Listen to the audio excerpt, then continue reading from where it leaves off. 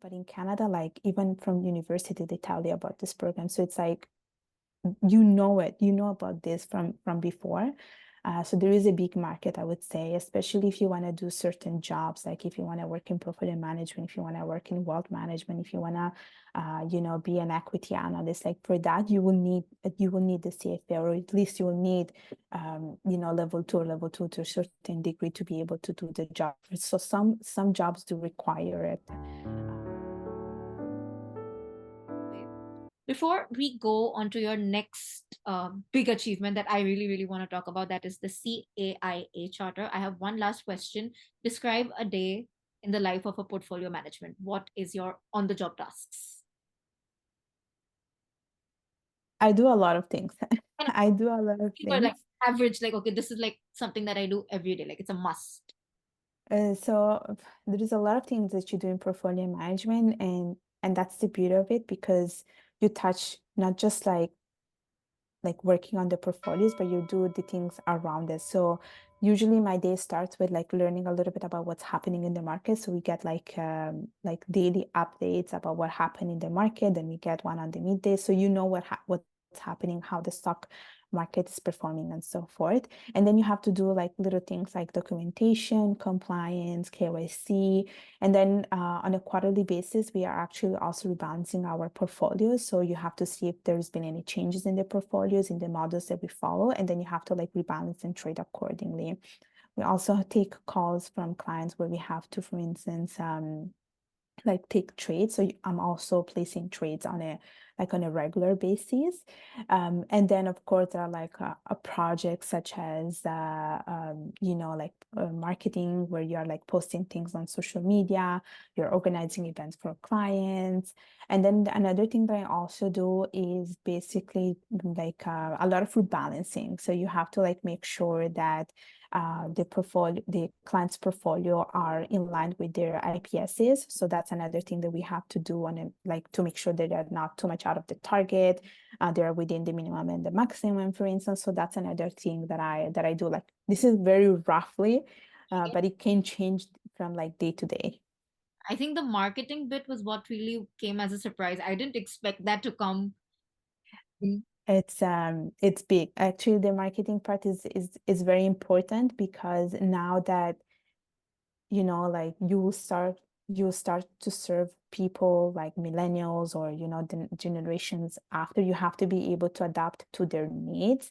And marketing is pretty big, especially if you want to put yourself out there and you want to show people what you do, because now that's pretty much it. That's pretty much it, meaning that this is how you create your personal brand, this is how you promote yourself, this is how you promote yourself. And marketing is pretty big. Like we have like a LinkedIn profile where we post on a weekly basis, like everything that is happening, in the market. Also, we provide like newsletter on a quarterly basis. So it's pretty big, the marketing part. Wow, I like it. I really, really like that. Now, coming to the next part, like I said, because I think a lot of people don't know about what is the CAIA Charter. So let's start with what is the CAIA Charter, because someone who's So going to explain best. yes, so that one is basically the CAIA. That's how they call it. So basically, it stands for yeah, because CAIA is like so hard to say, so it's CAIA. I had to And have it on my phone. I'm like, I have to read it. so that one is basically the Chartered Alternative Investment Analyst. So basically, it's another charter that it's heavily focused on alternative investment. So let me tell you this, it's very much structured like the CFA program. It's exactly the same way. So yeah, it's exactly the same way. Like even when you sign up to the program, like it's the same. So you have two levels. You have level 1 and level 2. I did not take level 1 because I got an exemption since I had my CFA designation. So I went directly to level 2. And level 2 is basically structured like level 3. You have multiple choice question, and then you have essay questions. And your essay portion is pretty much like level 3 of the CFA, where you have command words and you have to make sure you're answering the question based on those command words. So the CAIA program is heavily focused on alternative investment, but also like on newer things that it's happening in the market. So some of the things, for instance, that you will learn in the CAIA program is, of course, like regular stuff like private equity, hedge funds, real estate. You also have Bitcoin, you have cryptocurrency, so you learn about those things as well. It's pretty And amazing because they've added those. yeah, and usually you have like 5 months to prepare for the exam. And at least I'm speaking for level two, because for level two they open the examination, like the examination window, I think in October or in November. I think it was in October. And then you have like 6 months to prepare for it. Like I gave, for instance, my exam in March.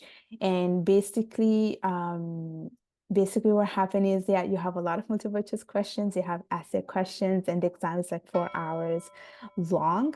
And once you're able to pass level two, then you get basically the charter, which is the CAIA Charter. And it's just basically a deeper explanation of alternative investment. There are topics that you probably have seen in the CFA program if you took the CFA program, but for other stuffs, for instance, for me, were completely new. Like there's like a bunch of new things for me, so I had to take time to like learn them. And again, for the CAIA program, you have few approved providers like Schweizer, but then you also have two new ones like Upper Mark and Edge designations, which are the one that I work with. I bought like approved providers to study, but it's not. I wouldn't say is as hard as the CFA program. It's something in between, so it should not be taken lightly because there are people who still don't pass the exam. So it's you still have to put the hours. They actually recommend that you put 250 hours to study for the level two. And it's something that, you should not underestimate. Like you have to really take the time to study for it. Yeah. And is there any specific eligibility, like for the CFA exam, we have a certain level of eligibility to start off? You know what? I don't know, because for me it was a different case. Since I had like my CFA designation, I got an exemption and went directly on level two. I just do not know for people who don't have any type of experience what the requirements are. So I can't really say too much about that. Fair. But do you think that adding the Kaya charter to your work profile was an added advantage? Like, does it help you? Like you said, the CFA designation in some point has something to do with what you're doing practically. What about the Kaya designation? So for me, again, the Kaya I was going to do regardless. But definitely, I've spoken to someone at work and they told me that's the new next thing. So it's better that you like get it now. So for me, I can see how it can be the next thing, because of course, alternative investment is something, because usually we invest in traditional assets, but I think it's also to be aware of the fact that there are other things other than traditional asset classes. So alternative investment, I can see how it can be used. We haven't used it yet, but it's something that I do want to start using and being able to apply it eventually. And I think the fact that, you said that they are also talking about Bitcoin and crypto, which is pretty, Yeah, like, I think new. Like, I won't say new because it's been a few years, but it's quite updated. And I think that's the yeah. best part of these designations. Having said that, I think we've come to the end of our conversation. But before we close this video, Urmi, I want to ask you, what is your advice for all the young people out there who are starting out their finance journey or starting out their CFA journey? Based on your personal experiences, what are three tips that you would tell them? Okay. Um, okay, my first tip is if you want to start with your CFA journey, is make sure to be committed. Committed throughout the all of the levels, no matter how hard it is, no matter how many times you failed. I think it's important that you are committed, because it's it's like we said before, you have to go back to your why, and you have to remember why you started this. So the first step is to be committed. The second tip, which I think is essential, is to be able to practice. And I think that's essential for all of the levels, level one, level two, level three.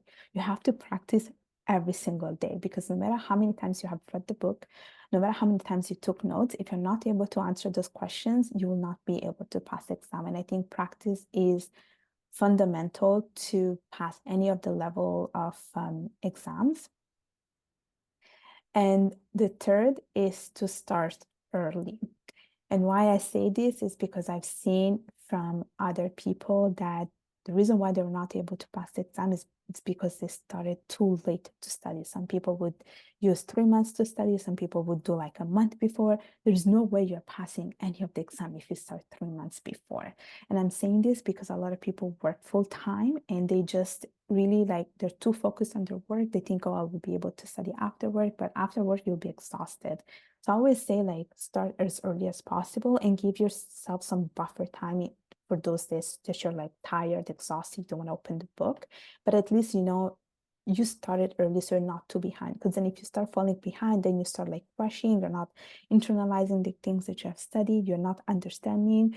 So you want to make it like also enjoyable. Like you're not studying just to pass the exam, but you're studying because you want to learn. So I think it's nice to take that kind of approach rather than thinking, okay, I just have to pass the exam. No, you have to be able to learn, and then you think about passing the exam. So for me, that would be basically my advice to start early as possible, so that you give yourself some time to, digest all the materials. I think that's really, really good advice, especially, that you said first that you're not just studying it to pass the exam, you actually want something out of it. And I think that's golden advice for anybody, because a lot of people today are just, running after that. Okay, let's get this designation, let's get that Yeah. designation, understanding why they're doing it or what they should actually get out of it. So thank you for sharing that with us, Urmi. With that, we come to the end of this conversation. Guys, Urmi has a YouTube channel of hers as well. I'm adding the link in the description. You can go and find her there. In fact, we've had another conversation that I think you should check it out. So do check it out. And if you like this particular video, don't forget to like, comment, share, subscribe. I'll see you guys very, very soon. Until then, keep sparkling and definitely keep learning.